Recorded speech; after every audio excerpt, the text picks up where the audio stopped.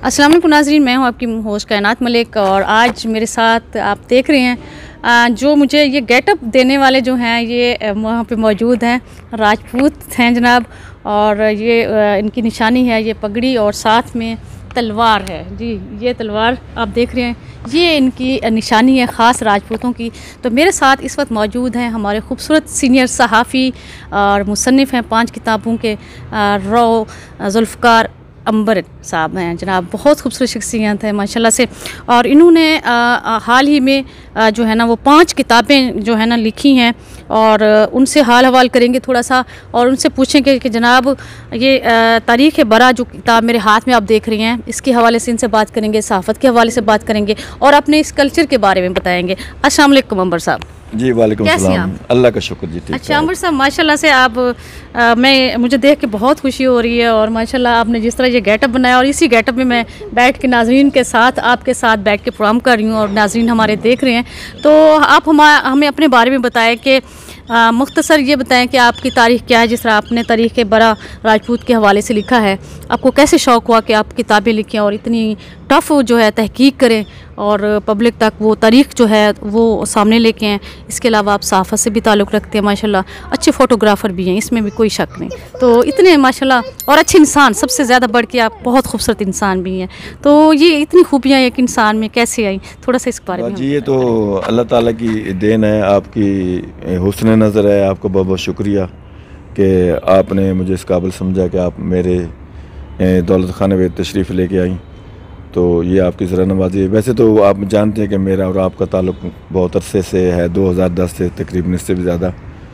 तो उस ज़माने में सहाफ़त में था, लेकिन अब सहाफ़त की तो जो मेयार है वो आप देख चुके हैं कि किस नहत पे पहुंच चुका है। मुल्क का हाल ही इस नहत पे पहुंच चुका है कि अब कोई चीज़ भी वो अच्छी नहीं रही।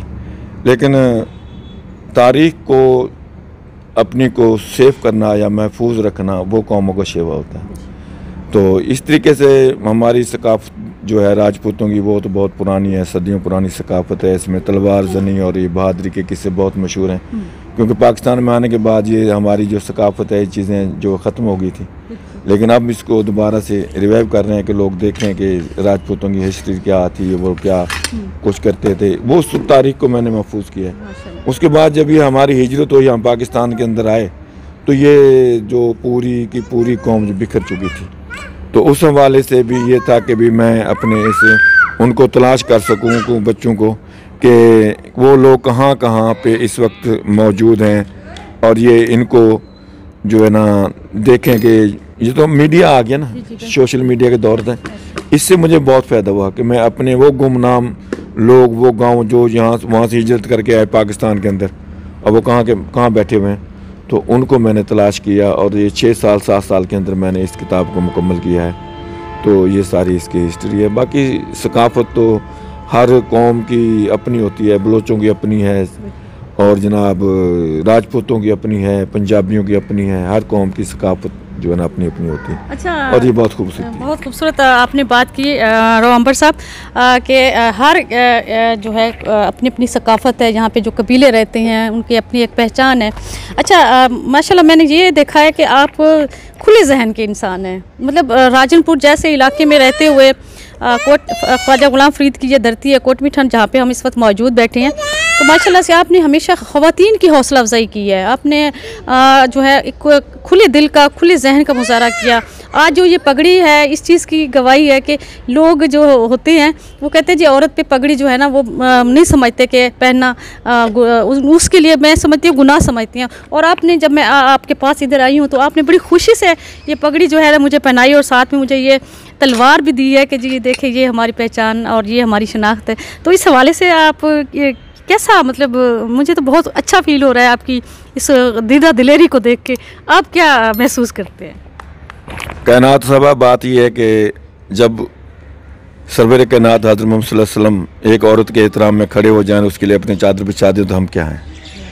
तो बात यह है कि इज़्ज़त देना औरत की ही वजह से मर्द है। इज़्ज़त औरत की मर्द के हाथ में है। अगर मर्द की इज़्ज़त 1 मिनट में खाक में मिला सकती है और औरत ही है जो उसको सर के ताज और बुलंदियों पे पहुंचा सकती है। जिस तरह कहते हैं कि एक कामयाब मर्द के पीछे एक औरत का हाथ है, इसी तरह एक नाकाम मर्द के पीछे भी एक औरत का हाथ है। ये दोनों इसलिए है कि दोनों के बगैर ज़िंदगी अधूरी है। अल्लाह ताला ने जो जोड़ा बनाया इसीलिए बनाया कि हुस्न कायनात जो है ना ये औरत और मर्द की वजह से ही है। तो ये चीज़ है। तो इज़्ज़त देना हमारी राजपूतों की रिवायत है। हम तो ये नहीं कि आप तो हमारी बहन हैं और माशाल्लाह हमारे कुलीग भी हैं, लेकिन हमारे तो जो कमी लोग होते हैं ना, जो होते थे हमारे काम करने वाले कस्बों के अंदर, गाँव के अंदर, उसकी बेटी को भी अपनी बेटी समझा जाता था।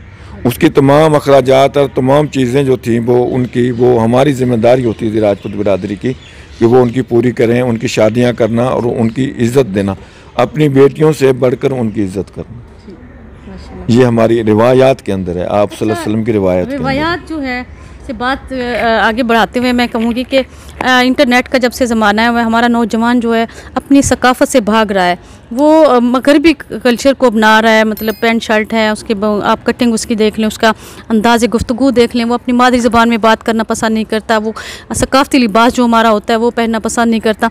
तो आप ने माशाल्लाह आपने मैंने देखा है तस्वीरों में आपने दिखाया कि आपने छोटे छोटे बच्चों को और अपनी पूरी फैमिली के जो मर्द हैं उनको आपने ये चीज़ें जो है ना कन्वर्ट कर रहे हैं, अपनी तहज़ीब उनमें पेवस कर रही हैं। तो ये ख्याल कैसे आया आपको?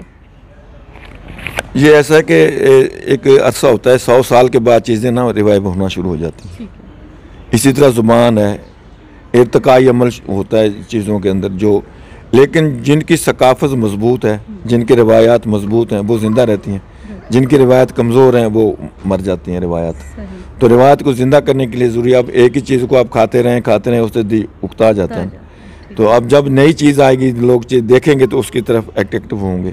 तो अब मेरा इरादा है कि इंशाल्लाह जो भी हमारी शादियाँ होंगी उसके अंदर दूल्हे का जो लिबास होता है हमारा राजपूतों का, वो होता है तलवार होता है, उसका शाहाना लिबास किस्म का होता है, उसके अंदर गले में माला होती है और इस हाथ में तलवार होती है, उसकी पगड़ी होती है। तो इस चीज़ को रिवाइव करेंगे।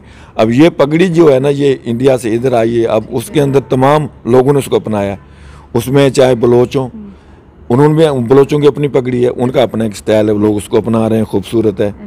इसी तरह राजपूतों की अपनी पगड़ी का एक स्टाइल है, उसको अपना रहे हैं। पगड़ी मुख्तलिफ लोगों का अपने अपने, पंजाबियों का अपनी स्टाइल है पगड़ी का, लेकिन उसमें सबसे जो ऊपर है वो राजपूताना की पगड़ी है, क्योंकि इसमें कलर बहुत हैं, अच्छा कलरफुल हैं। और उसके बाद ये इसके अंदर एक और चीज़ रिसर्च की जाए तो ये मौसम और रस्म व रिवाज के अलावा ये मौत फौत और शादी गमी के इनके कलर हैं। अच्छा। हाँ, उनके ऊपर कैसा कलर है, बूढ़ों बुजुर्गों ने कैसे कलर पहने हैं, नौजवानों ने कैसे कलर पहने हैं, ख़वातीन ने कैसे कलर पहने हैं। अब देखते हैं कि मेहंदी के कलर जो जोड़े होते हैं वो पीले, उपटन का जोड़ा वो पीला है, मेहंदी का जो जोड़ा है वो सब्ज़। इस तमाम ये राजपूतों की सकाफत है, उनकी रिवाज है।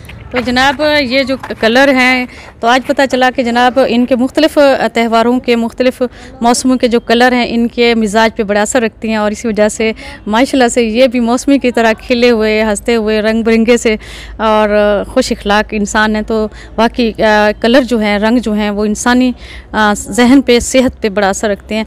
तो जनाब कोई पैगाम देना चाहेंगे हमारी पाकिस्तानी अवाम को कि वो जिस तरह आप कल्चर को आपने दोबारा ज़िंदा किया है, जिस तरह आप कह रहे हैं कि 100 साल बाद फिर एक चीज़ दोबारा वापस आ जाती है, तो वो चीज़ फिर आप क्या देख रहे हैं कि पाकिस्तान में जो चीज़ें दब रही हैं, ख़त्म हो रही थी, हमारा कल्चर क्या दोबारा वो ज़िंदा हो रहा है, हो जाएगा? जी इंशाल्लाह हो जाएगा, ऐसी मसला नहीं है, लेकिन चीज़ों को रिवाइव करने की ज़रूरत है कि आप अपने उसको कल्चर को कैसे लेके चलते हैं। नफ़रतें न पैदा करें, मोहब्बतें पैदा करें।